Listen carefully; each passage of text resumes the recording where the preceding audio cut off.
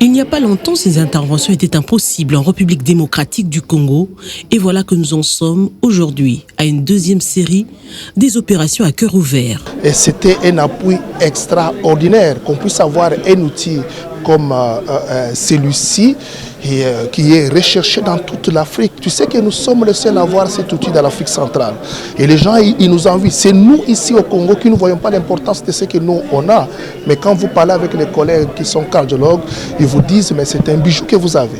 Construit sur fonds propres de Marie-Olive Lembe-Kabila, ce bijou fait à ce jour le bonheur des Congolais qui, au-delà des interventions, peut contribuer à la formation des médecins congolais. Mais le souci qui nous caractérise est que d'ici 2 ans, que nous puissions avoir une équipe essentiellement congolaise qui sélectionne le patient, qui les opère et qui font le suivi post-opératoire. Mais pour cette deuxième série d'opérations à cœur ouvert, c'est un Congolais qui est au commandement. Les interventions se sont déroulées dans d'excellentes conditions.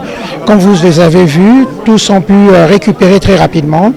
D'ailleurs, tous ont pu s'alimenter le jour même de l'intervention chirurgicale.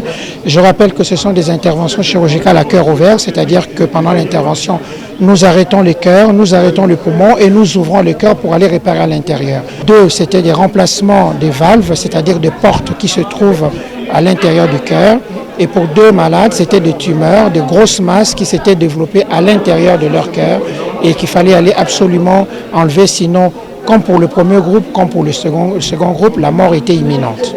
Les interventions, qui se sont déroulées avec succès, ont été clôturées avec la présence du ministre de la Santé, qui n'a pas manqué de saluer la qualité du travail abattu par des fils du pays.